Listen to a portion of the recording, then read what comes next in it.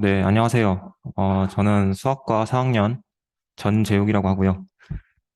오늘 주제는 이제 보시다시피 네트 앤 리만 인테그레이션인데, 여기 계신 분들 중에 이제 네트라는 개념이 되게 생소한 분들이 많을 것 같아서 제가 그 네트를 처음 공부하게 된 어떤 계기를 먼저 말씀드리고, 본격적인 세미나를 해보도록 하겠습니다.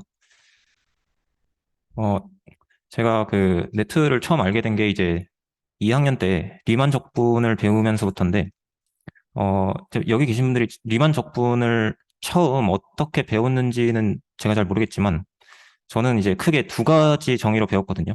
그러니까 보통 해석학 시간에는 어퍼 썸과 로어 썸이라는 걸 이용해서 리만 적분을 정의하는데, 그러니까 역사적으로 봤을 때 사실 그거는 리만이 원래 그렇게 정의한 게 아니라 리만의 논문이 나오고 그 다르부라는 다른 수학자가 리만의 정의를 약간 그 모디파이 하면서 새롭게 나온 정의인데, 사실상 리만의 정의와 동치라는 게 나중에 밝혀지게 됩니다.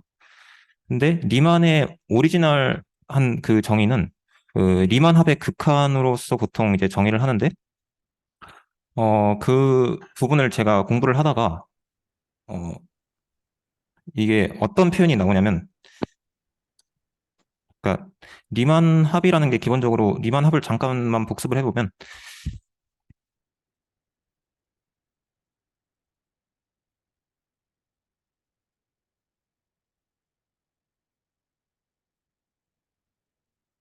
어떤 그 바운디드 인터벌 위에서 정의된 실함수가 바운디드인데, 어, 얘를 이제 쪼개죠. 그러니까 구간을 쪼갠다는 게 이제 닫힌 구간을 쪼개서 이제 유한계의 점을 만드는 건데, 여기서 이제 각 구간에서 샘플 포인트를 하나씩 추출하고, 뭘 계산하냐면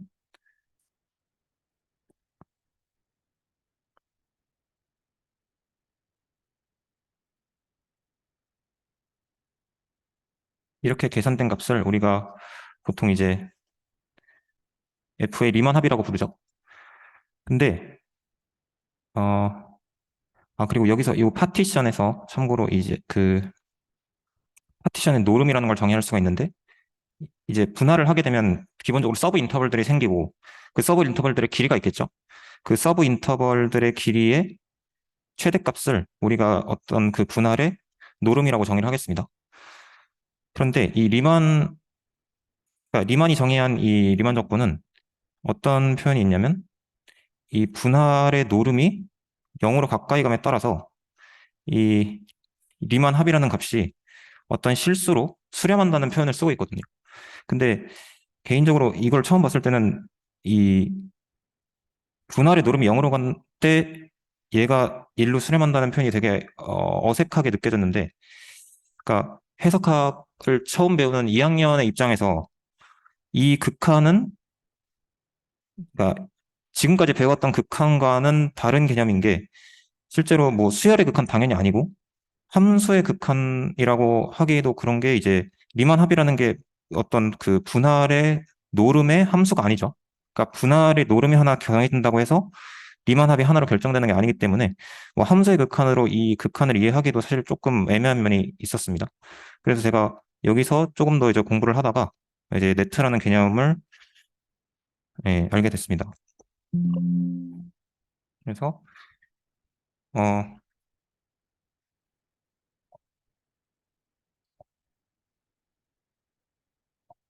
어, 오늘 뭐 할 거냐면, 이제 네트를 일단 정의를 해야겠죠. 근데 네트가 기본적으로 이제 수열의 일반화인 건데, 쉽게 말하면 그 수열의 정의학은 우리가 보통 자연수 집합으로 보잖아요. 근데 자연수 집합이라는 거는 사실 굉장히 특수한 집합이고, 하기 때문에 그 실제로 네트는 그러니까 수열의 일반화라는 게 무슨 말이냐면 자연수 집합을 더 일반적인 집합으로 바꾼 거예요. 그게 이제 그 일반적인 집합 역할을 하는 게 이제 디렉티드 셋이라는 거고, 그래서 먼저 디렉티드 셋을 정의한 다음에 네트가 뭔지를 정의를 하고, 아까 말씀드렸듯이 제가 그 어퍼썸과 로어썸을 이용한 리만 적분의 정의가 이 다르브라는 수학자가 만들었다고 했죠. 그 적분과 그 다르브 인테그랄과 리만의 원래 데피니션, 그러니까 리만 합의 극한으로 정의되는 리만 인테그랄이 어떻게 다른지를 네트의 관점에서 한번 설명을 해보겠습니다. 그리고 사실상 이제 이 두 이론이 동치라서 많은 해석학이나 미적분학 책에서 둘을 그냥 혼용해서 쓰고 있어요. 그래서 그 이퀴밸런스를 증명하는 걸로 오늘 세미나를 마무리 지어보도록 하겠습니다.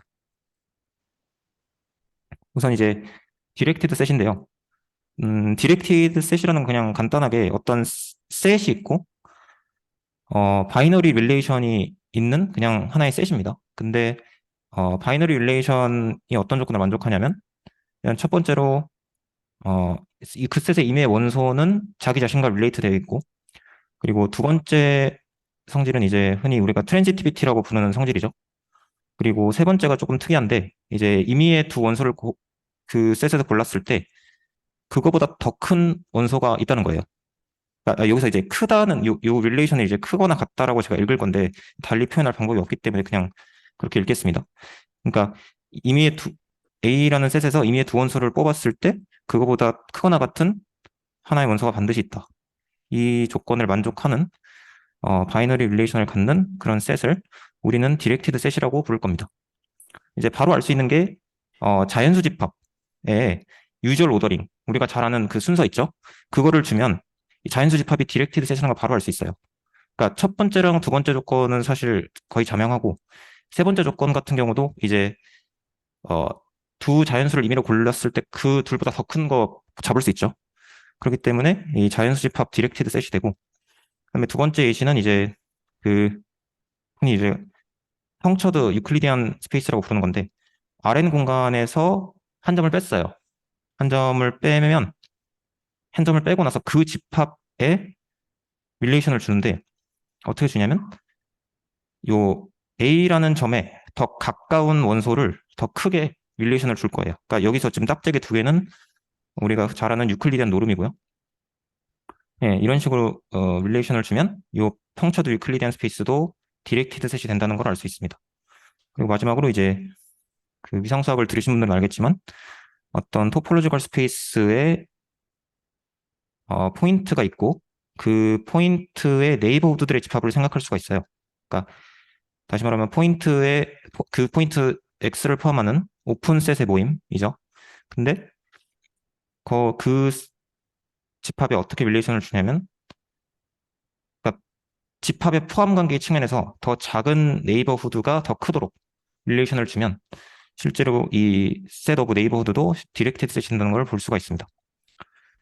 근데 우리가 오늘 중요하게 다뤄야 될 예시는 이건데요. 어떤 닫힌 구간 A, B의 파티션 전체의 집합을 우리가 디렉티드 셋으로 만들 거예요. 무슨 얘기냐면 파티션이라는 건 여기서 그러니까 닫힌 구간 A, B의 파티션이라는 건 양 끝점을 포함하는 이 A, B의 유한 부분 집합이거든요. 정의가 파티션의 정의 자체가. 그래서 그러면 그러니까 양 끝점 A, B를 포함하는 이 구간의 유한 부분 집합들을 다 모아놓은 걸 이런 기호로 쓸 건데 이 집합을 어떻게 디렉티드 셋으로 만드냐면 크게 두 가지 방법이 있는데 먼저 요 첫 번째 릴레이션 같은 경우에 그냥 이 두 파티션의 포함 관계로 릴레이션을 정의할 수가 있거든요. 그죠? 그리고 두 번째 릴레이션 같은 경우는 그 요 기호는 요 짝대기 두 개 포함한 요 기호는 뭐 아까 말씀드렸듯이 그 파티션이 있으면 서브 인터벌들이 생기고 그 서브 인터벌들 중에 최대 길이 그걸 우리가 파티션의 노름이라고 불렀죠. 그 노름이 더 작은 걸 더 크게 하도록 릴레이션을 줄 수 있습니다. 그러면 실제로 이 두 릴레이션 서로 다른 릴레이션이지만 두 릴레이션에 대해서 이 분할 전체 집합이 디렉티드 셋이 된다는 걸 확인할 수가 있죠. 그러니까 세 번째 성질 같은 거 한번 금방 확인해 보면 그러니까 두 분할이 있을 때 더 큰 분할을 그러니까 이 릴레이션 관점에서 더 큰 분할을 잡을 수 있는가라고 질문을 하면 실전 첫 번째 릴레이션 같은 경우는 서브셋 관계니까 그냥 두 분할을 잡았을 때 유니온 하면 둘보다 모두 커지겠죠. 그다음에 두 번째 같은 경우도 두 분할을 잡았을 때 그 유니온을 생각하면 그 서브 인터벌들의 길이가 둘보다 더 작아질 수밖에 없죠. 그렇기 때문에 이 두 릴레이션에 대해서 모두 디렉티드 셋이 됩니다. 그럼 이제 디렉티드 셋을 정했으니까 네트를 정의할 수가 있는데 우리가 수열이 자연수에서 정의된 함수죠. 그리고 이제 자연수는 디렉티드 셋의 일종이죠. 그러니까 네트도 이제 그 맥락에서는 똑같은 정의인데 그냥 디렉티드 셋에서 정의된 함수를 우리가 네트라고 부를 겁니다. 그리고 그러니까 어떤 디렉티드 셋에서 어떤 셋 x로 가는 함수를 그냥 net in set x 그렇게 부를 겁니다. 그리고 이제 네트도 수열과 마찬가지로 이제 컨버전스를 논의할 수가 있는데 이제 컨버전스를 논의하기 위해선 당연히 이제 x가 그냥 셋이 아니라 토폴로지컬 스페이스여야겠죠. x가 토폴로지컬 스페이스고 이 x 알파가 x 아니는 네트면 x 요 네트가 토폴로지컬 스페이스 안에 있는 특정 원소 x로 컨버지 한다는 얘기는 x의 이메일 네이버도 u에 대해서 디렉티드 셋의 어떤 원소 알파 제로가 존재해서 그거보다 큰 인덱스 알파에 대해서는 전부 그 u 안으로 들어가는 그런 걸 만족시키면 이제 이 네트가 x로 컨버지 한다고 할 겁니다. 그러니까 실제로 이게 수열의 컨버지하고 되게 정의가 비슷한데 차이는 뭐냐면 이제 자연수가 아니라 디렉티드 셋이라는 거 그리고 요 디렉티드 셋에 정의되어 있는 이 릴레이션이 리니얼리 오더드 그러니까 임의의 두 원소를 서로 컴페어할 수 있다는 보장이 없다는 것이 이제 차이가 있겠죠. 한마디로 조금 더 일반적인 정의일 겁니다. 어, 그래서 이그젬플을 보면 당장 이제 시퀀스 이너 토폴로지컬 스페이스는 당연히 네트가 된다는 걸 바로 확인할 수 있고 컨버전스의 개념도 실제로 일치하죠. 그죠? 자연수 집합에다가 이거를 그냥 대응시키면 바로 일치한다는 걸 확인할 수 있고 음, 이 function from R to R이 있는데 이게 뭐냐면 실제로 함수의 극한도 우리가 네트라는 개념을 이용해서 말할 수가 있어요. 그러니까 어떤 실수에서 실수로 가는 함수가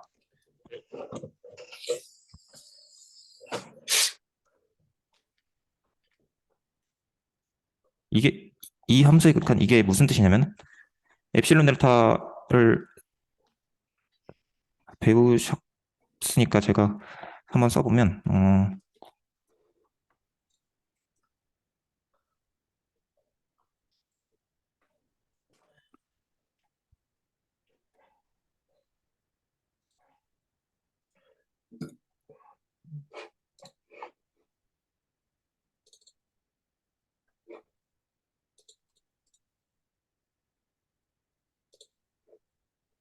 그거죠.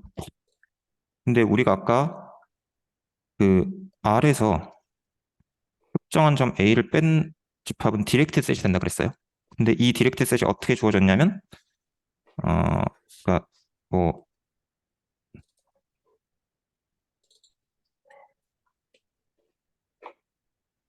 여기선 그냥 절대값이긴 한데 그래도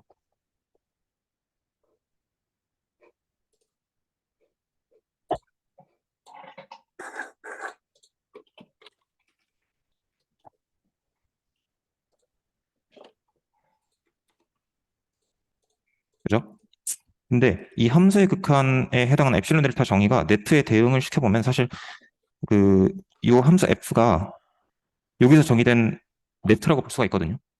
그러니까 얘는 이 R-A라는 이 셋은 디렉티드 셋이고 그 f를 이 집합에 제한하면 그냥 리얼 밸리드 펑션이 되죠. 근데 얘가 디렉티드 셋이기 때문에 이 함수는 어떻게 보면 네트 인 R이라고 볼 수 있는 거죠. 근데 그 네트 인 R이 그러니까 음, 그 네트가 실제로 L로 컨버지 한다는 겁니다. 그게 이제 함수의 극한의 정의하고 맞아떨어지는 걸 확인할 수 있죠. 왜냐하면 임의의 근방 L과의 임의의 근방 엡실론을 잡았을 때 어떤 델타가 있었죠. 그러면 그 델타보다 작은 모든 X의 A의 델타 근방 안에 있는 모든 X에 대해서는 얘가 성립하는 거니까 결국 그 근방의 개념을 네트 릴레이션을 해석하면 얘가 되는 거잖아요. 그러니까 결국 네트의 컨버전스로 우리가 함수의 극한도 해석을 할 수가 있습니다.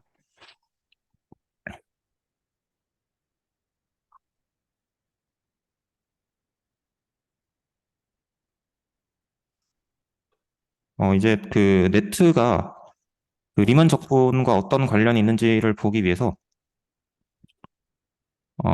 우리가 해석학 시간에 어, 해석학 시간에 배웠던 적분의 정의를 한번 복습을 해보겠습니다. 어떤 이제 우리가 뭐 임프로퍼 케이스를 다루는 게 아니기 때문에 이 모든 함수는 바운디드라고 정의를 그러니까 가정을 하고 바운디드 펑션이 있고 얘가 이제 파티션이 하나 주어졌다고 합시다. 그러니까 파티션은 아까도 말씀드렸듯이 양끝점을 포함하는 유한 부분 집합이에요. 파티션 하나 주어졌다고 했을 때 그 각각의 인덱스 i에 대해서 어, 이 각각의 서브 인터벌에서 fx의 수프리멈을 생각할 수 있죠. 왜냐하면 f가 바운디드 펑션이니까. 마찬가지로 각각의 서브 인터벌에서 인피멈도 생각할 수가 있고 걔네들은 다 유한 확정한 실수값이기 때문에 우리가 이 얘네들을 다 정의를 하고 어퍼썸 그러니까 UFP 그러니까 어퍼썸이라는 개념도 우리가 정의를 할 수 있어요. 그러니까 요 각각의 수프리멈과 그 서브 인터벌들의 곱, 서브 인터벌의 길이의 곱 그리고 걔네들을 다 더하는 거. 마찬가지로 각각의 인피멈 그리고 서브 인터벌의 길이와 걔네들을 다 더한 거. 이런 식으로 정의를 할 수가 있는데 이제 UF라는 그러니까 모든 분할에 대해서 이런 어퍼썸과 로어썸을 잡는 행위를 할 수 있으니까 그 모든 분할에 대해서 이런 어퍼썸들을 다 생각하고 걔네들의 인피멈을 UF라고 두겠습니다. 그리고 마찬가지로 모든 분할에 대해서 LFP를 다 생각하고 걔네들의 수프리멈을 LF라고 두겠습니다. 우리가 다르부 적분 가능하다라는 것의 정의는 UF와 LF가 같다. 그러면 우리가 다르부 적분 가능하다고 말하고 그 공통값을 우리가 이제 이런 기호로 쓰는 거죠. 보시다시피 이제 이게 리만 적분하고 기호가 다르지 않은데 그 이유가 사실 같은 이론이기 때문에 그래요. 그죠? 나중에 같은 이론이라는 걸 한번 증명을 하겠지만 그래서 다르브 인테그랄을 우리가 이렇게 배웠고 얘가 이제 네트로 어떻게 설명이 될 수 있는지를 한번 보겠습니다. 아까 제가 그 파티션 전체 집합이 이런 릴레이션 그러니까 집 분할의 포함 관계 측면에서 디렉트 쓰신다 그랬어요. 그죠? 그러면 어떤 바운디드 펑션과 어떤 실수가 있을 때 다음이 두 개의 명제가 동치라는 걸 알 수 있는데 첫 번째는 일단 f가 다르브 인테그럴을 하고 그 값이 a다. 그리고 두 개의 네트 어퍼썸 요거를 한번 설명을 할까요? 그 일단 f가 하나 고정되면 어퍼썸이라는 거는 분할에 의해서만 결정되는 거죠. 그러니까 분할이 하나 정해지면 어퍼썸을 한 실수값으로 하나 딱 결정할 수 있는 거죠. 로어썸도 마찬가지고요. 그러니까 그 분할 전체 집합이 네트고 거기 위해서 정의된 리얼 밸리드 펑션이에요. 어떻게 보면 어퍼썸과 로어썸이라는 건. 그러니까 네트라고 할 수가 있는 거죠. 그 네트가 어 그러니까 이게 다르고 적분 가능할 필요 충분 조건은 그 네트가 같은 어떤 하나의 실수로 수렴하는 겁니다. 그러니까 요거를 한번 좀 보충 설명을 조금만 해보면 그러니까 일단 아까 UF를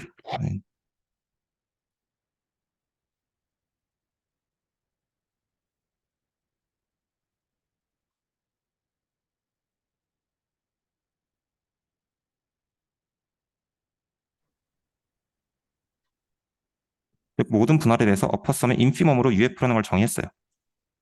근데 잘 보면 그 요 네트의 극한이 UF라는 걸 알 수 있거든요. 왜 그러냐면 인피멈의 정의에 의해서 어떤 양수가 하나 고정됐을 때 파티션을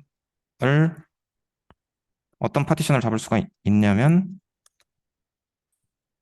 어, UF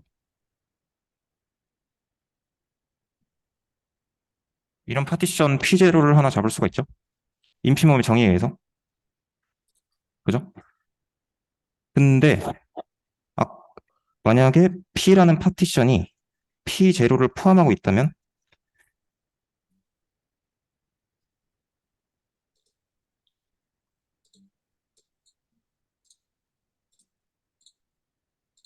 이렇게 되죠. 혹시 요거 이해되시나요? 그러니까 파티션이 그러니까 더 세분되면 어퍼섬은 작아질 수밖에 없죠. 그죠? 그러니까 결국은 근데 이 더 세분된다는 얘기는 요 릴레이션에서 보자면 어 이렇게 되는 거죠. 그러니까 어떤 특정한 피조로가 있어서 그보다 더 큰 모든 피에 대해서 얘가 UF 어떻게 보면 이 하방은 당연한 거니까 UF의 엡실론 방향 안에 들어가게 된다. 그래서 결과적으로 어떻게 보면 이 UF라는 값은 이 어퍼썸이라는 네트의 극한이다라고 우리가 볼 수 있죠. 그죠? 마찬가지로 이제 LFP라는 그 약간 로어 썸들의 극한을 우리가 LF라고 말할 수 있을 겁니다.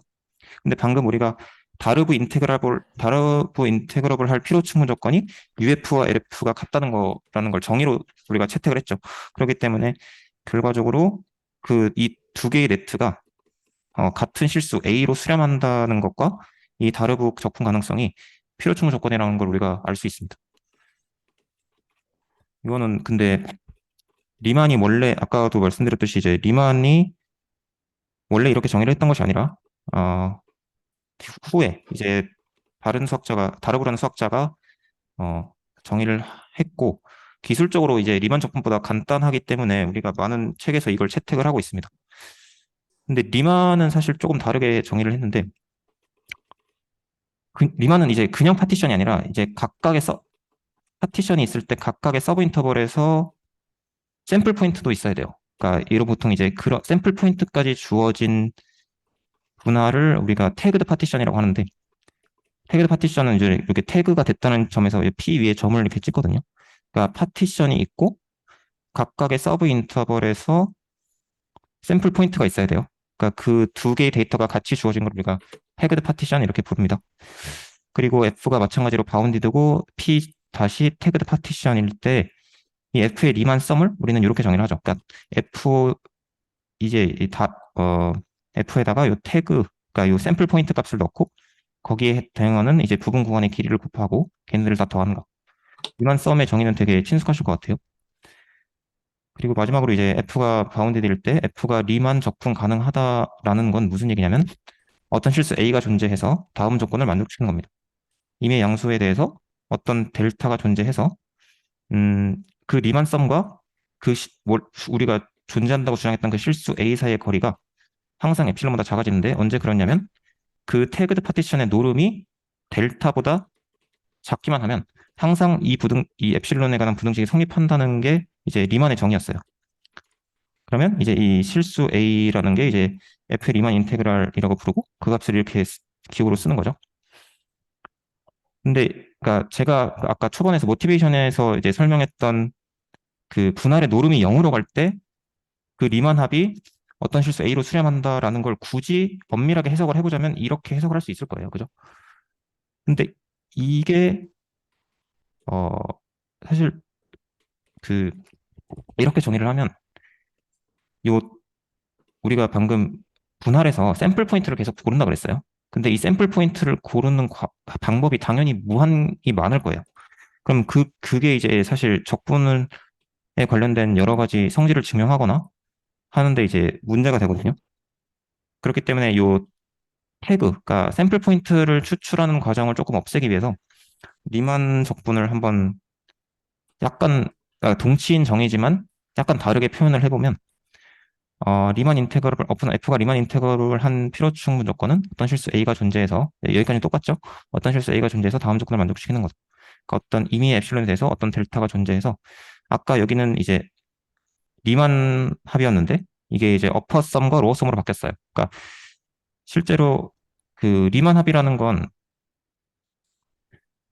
그러니까 어퍼썸이라는 건 실제로 리만 합일 필요가 없죠. 왜냐하면 어퍼썸이라는 건 뭐죠? 각각의 서브 인터벌에서 수프리멈을 택한 거죠. 근데 수프리멈이 반드시 어떤 함수값이란 보장이 없기 때문에 어, 어퍼썸이 반드시 리만썸이 된다는 보장은 없지만 그 수프리멈의 정의에 의한다면 그 리만 합이 어퍼썸에 우리가 원하는 만큼 가깝도록 샘플 포인트를 추출할 수 있을 거예요. 그렇기 때문에 실제로 그리고 마찬가지 로어썸도 마찬가지고요. 그래서 실제로 이 리만이 정의했던 리만 합과 A 사이의 거리가 엡실론보다 작다라는 게 실제로 이렇게 바꿨어도 사실 문제가 없습니다. 보시다시피 이제 아까는 태그드 파티션이었는데 태그가 없어졌죠. For all partition P of AB with 그냥 파티션의 노름이 델타보다 작을 때 어퍼썸과 로어썸이라는 요 절대값 부등식이 다 엡실론보다 작아지면 얘가 리만 적분 가능성과 동치다라는 걸 이제 거의 눈으로도 확인을 하실 수가 있을 거예요. 근데 혹시 여기까지 질문 있으신가요?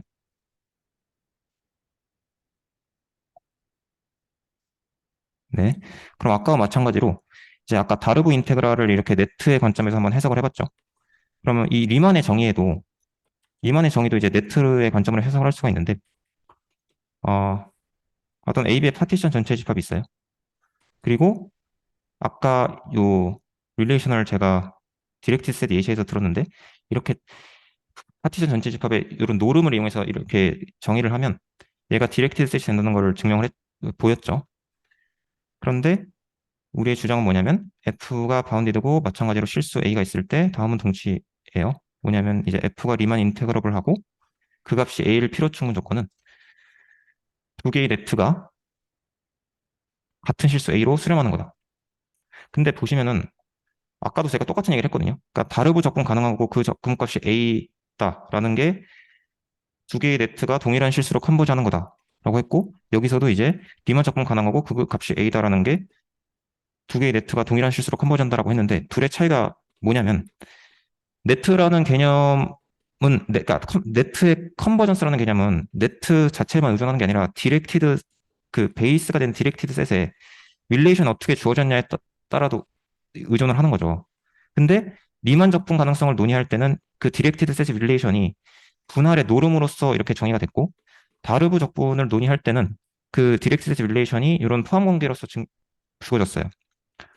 그 관점에서 이제 차이가 있는 건데 네, 그렇습니다. 그래서 비교를 해보면 결국은 바르브 적분과 리만 적분 가능성은 둘 다 이제 이 어퍼썸과 로어썸이라는 두 개의 네트가 하나의 실수로 수렴하기를 요구하고 있어요. 근데 차이는 뭐냐면 이 베이스가 되는 디렉티드 셋에 있는 릴레이션이 바르브 같은 경우는 이 릴레이션이 이런 집 분할의 포함 관계로서 주어졌고 리만 같은 경우는 이 디렉티드 셋 릴레이션이 노름으로서 주어졌다는 거예요. 근데 이렇게 보면 그러니까 차이는 분명한데 두 이론이 왜 동치냐라는 생각을 하실 수가 있죠. 이게 근데 이게 사실 잘 살펴보면 한쪽 방향은 당연하거든요. 그러니까 무슨 얘기냐면 예를 들어서 요거를 제가 편의상 이제 원, 투로 쓸게요. 구분하기 위해서. 만약에 어퍼썸이 어떤 실수 A로 수렴하는데 이 릴레이션에 대해서 수렴하는 거랑 어퍼썸이라는 게 마찬가지로 A라는 실수로 수렴하는데 이 릴레이션에 대해서 수렴하는 거랑 이 두 가지 명제가 있는데 어느 쪽이 자명하죠?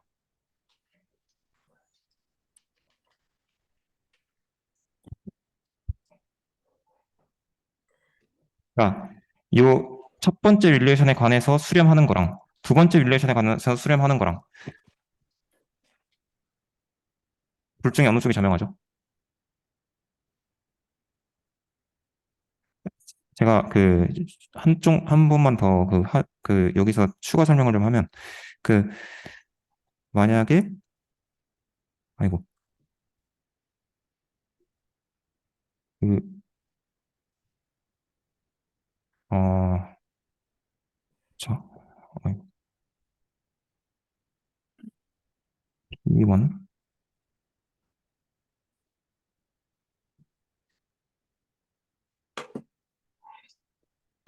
이거는 당연한가요? 그렇죠? 그러면 어느 쪽이 자명하죠?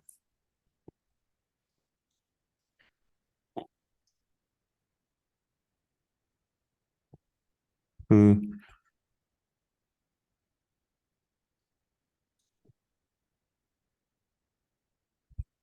요게 이제 어, 그쵸?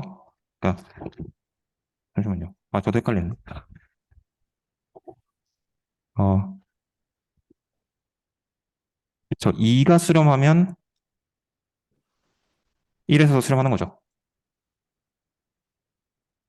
왜 그렇죠? 그러니까 UFP가 A로 수렴한다는 얘기는 뭐죠?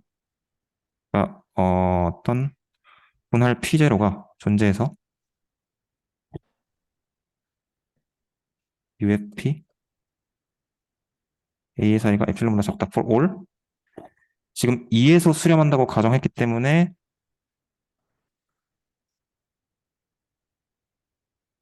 이렇게 되는 거죠, 정의가. 근데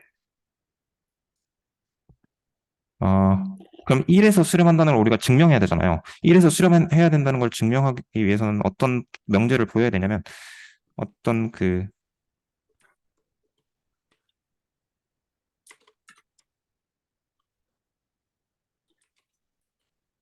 이렇게 이 명제를 우리가 보여야 되는 명제인 거죠. 근데 분할이 더 파이널해지면 아까 노름이 작아진다고 했고 이 첫 번째 명제는 참이라고 우리가 지금 가정을 했으니까 2에서 1번은 사실 자명한 명제인 거예요. 그죠? 그러니까 어떻게 보면 더 얘가 리만이 정의한 디렉티드 세트 릴레이션이 더 그러니까 릴레이션 자체가 더 많아서 리만의 관점에서 수렴한다고 하면 다르브의 관점에서도 수렴하는 거예요. 근데 반대 관계가 이제 조금 증명하기가 까다로운데, 음, 1번에서 2번을 한번 증명을 해볼게요. 그러니까 1번에서 2번은 만약에 그러니까 어퍼썸에 A로 수렴한다, with respect to 이런 첫 번째 릴레이션에 대해서 여기 두 번. 그러면 어떤 주장을 할 수 있냐면 일단 양수를 하나 잡고 이 여기를 수렴한다고 했으니까 어떤 파티션 P0가 있어서 U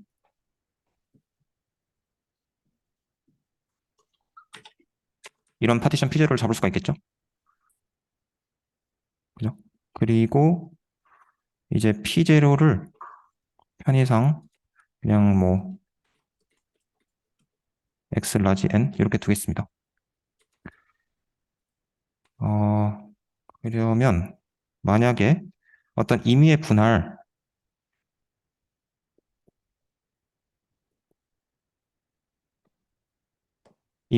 하나 주어졌다고 생각을 할게요. 그러면 U, F 그리고 여기서 그러니까 우리가 1번에서 2번을 증명한다는 얘기는 그러니까 여기까지 이런 데이터를 통해서 이 임의의 분할의 어퍼썸을 노름과 연관을 시켜야 되잖아요. 그러니까 그러기 위해서 우리가 해야 되는 작업이 여기서 약간 그 기술적인 그게 있는데 J라는 걸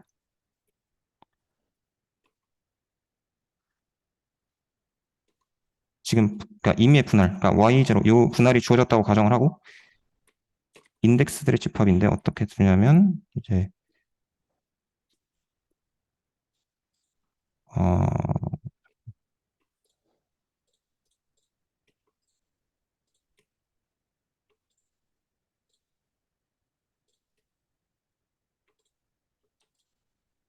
이게 무슨 뜻이냐면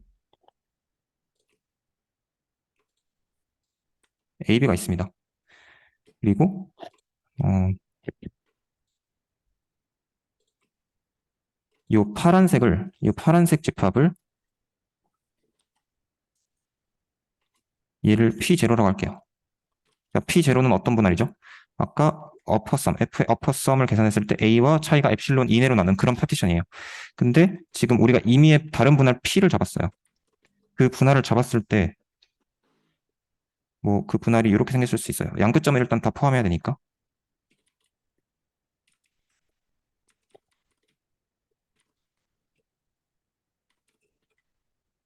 근데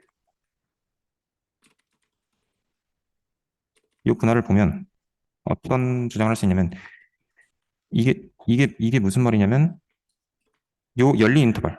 그러니까 우리가 새로 잡은 이미 요 하늘색 인터벌이 P0와 인터섹트하지 않는 그런 인덱스들이거든요. 그러니까 인터섹트 하는 그런 인덱스들이거든요. 그게 무슨 말이냐면 요런 거 있죠. 요 열린 인터벌은 P0와 인터섹트 하죠. 그리고 열린 인터벌은 얘는 인터섹트 하지 않아요. 그러니까 그런 인덱스들만 인터섹트 하는 요런 인덱스들만 다 모아놓은 걸 J라고 두자는 거예요. 그럼 당연히 이 새로 생긴 인터벌 P를 어떻게 둘 수 있냐면 인덱스들을 나누는데 J에 포함되는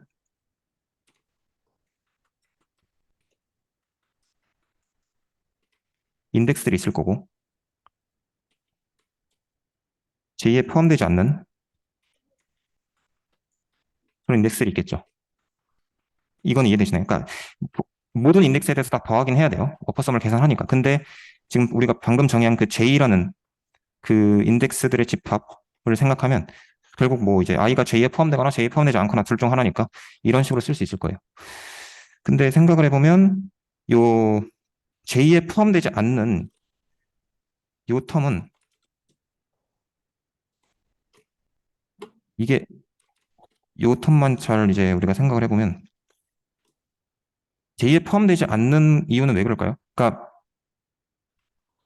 요런 인터벌인 거죠. 요런 인터벌. 요런 인터벌은 다 더해봤자 아이고, 음, 요런 인터벌은 다 더해봤어요. 요거 이해되시나요?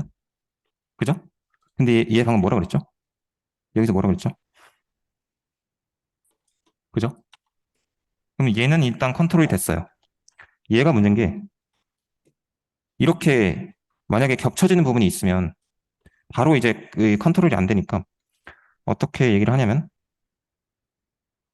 이 텀은 우리가 이제 요 mi 요 mi로 컨트롤하면 실제로 얘가 일단 우리가 원래 다루는 함수가 바운드니까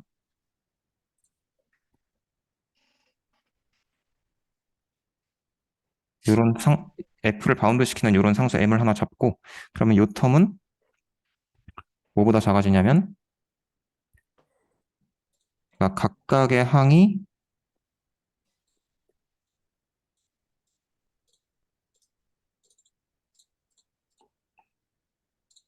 이렇게 되겠죠. 왜요? 얘는 분할의 노름보단 작거나 같을 거예요. 그리고 얘는 m보다 작거나 같을 거예요. 그래서 이 전체 항이 요거보다 작거나 같을 거예요. 그죠? 근데 이 J의 카디널리티, 즉 J 안에 들어가 있는 인덱스의 개수가 요 P0에 있는 n, 라지 n을 넘어갈 수가 있나요? 잘 보면 이 얘를 이제 어떻게 보면 요 열린 구간 하나당 P0의 원소가 하나 이상 들어가야겠죠. 당연히 공집합 아니니까. 근데 그렇게 생각을 해보면 실제로 이 J에 있는 인덱스는 이 라지 n을 넘어갈 수가 없어요. 그죠? 그래서 요 합을 하는 그 합의 텀의 개수가 라지 n을 넘어갈 수 없어서 결국 mn 곱하기 p의 노름보다 작거나 같을 거예요. 그러니까 다시 말하면 이 전체가 a 플러스 엡실론 더하기 mn 요거 있죠. 그러니까 결국 이 어퍼썸이라는 요 값을 p의 노름과 연관을 시켰어요. 그럼 p의 노름을 당연히 어떻게 잡아야 될까요? p의 노름을 만약에 그러니까 p의 노름이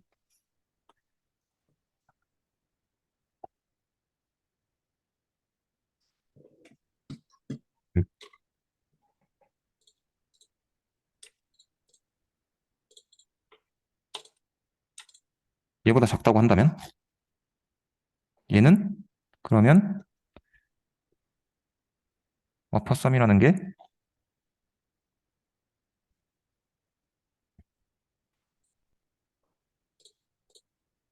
이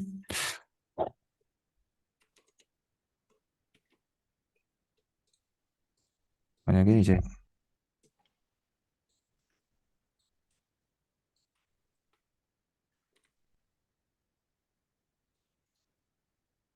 이렇게 되겠죠. 사실 그래서 어떻게 보면 증명이 끝났어요. 왜냐하면 지금 1의 관점에서 수렴을 했어요. 그러면 요런 분할 피제를 하나 잡고 그 분할을 이용해서 그 분할에 있는 인덱스의 개수를 이용해서 이 P의 노름이 얼마보다 작아야 되는지를 표현할 수가 있어요. 그러면 얘로 수렴하면, 그러니까 이 첫 번째 릴레이션의 관점에서 수렴하면 두 번째 릴레이션의 관점에서도 수렴한다는 걸 증명을 한 거죠. 그러니까 사실상 디렉티드 셋을 더 파이너하게 줬음에도 둘은 동치라는 게 증명이 됐습니다. 그래서 사실 그러니까 뭐 같은 적분 이론이지만 이런 두 가지의 이론이 있고 어, 예, 리만이 원래 정의한 데피니션 그리고 다르보가 새롭게 정의한 데피니션이 동치라는 거를 한번 증명해봤고 그 둘이 어떻게 다른지도 네트의 관점에서 한번 이해를 해본 세미나였습니다. 혹시 질문 있으신가요? 네, 네, 잠깐만요. 이거 지워도 되겠죠? 네.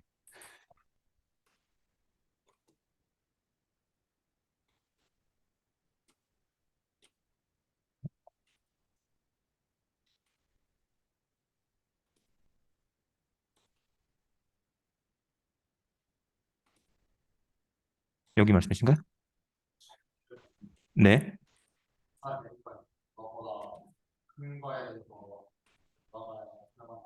네.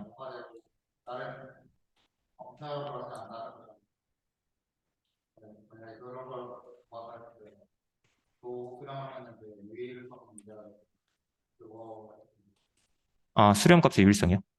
실제로 공역이 토폴리브 스페이스가 하우스로프 공간이면 수렴값이 유일합니다.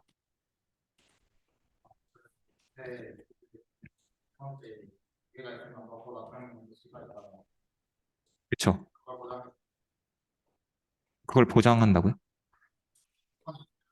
네. 음,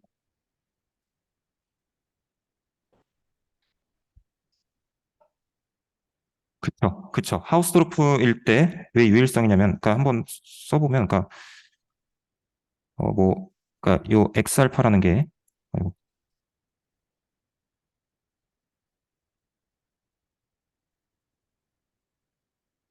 요 X알파라는 게 A로 수렴할 수도 있고 B로 수렴할 수도 있죠. 근데 둘이 만약에 다르면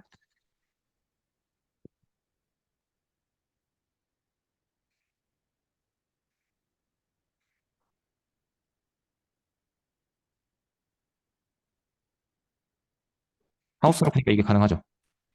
그 두 개를 포함하는 네이버드인데 디스조인트하게 잡을 수 있죠. 근데 A로 수렴한다고 했기 때문에 어떤 알파 1이 존재해서 어, X 알파는 U에 들어간다 for all 알파 이렇게 될 거고 B로 수렴한다고 했기 때문에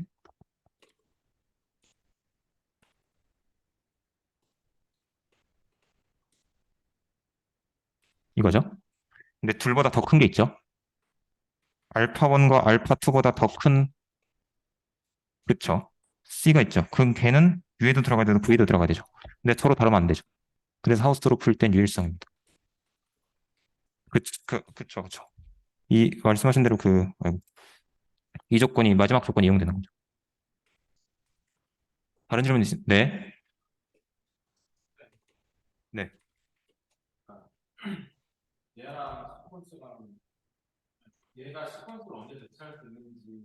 네.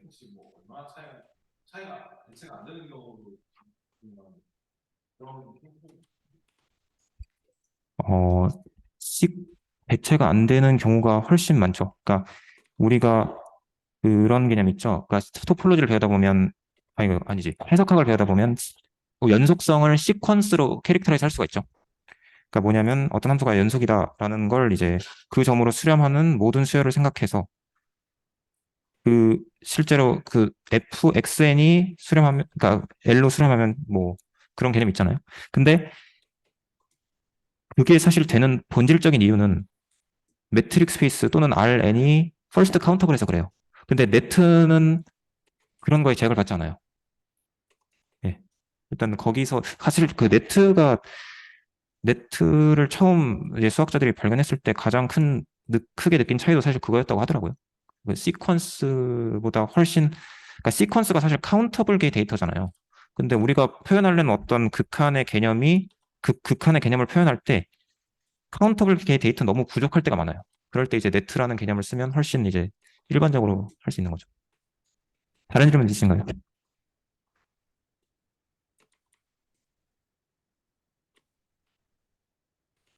네, 뭐 질문이 없으시면 오늘 세미나는 여기서 마치도록 하겠습니다. 감사합니다.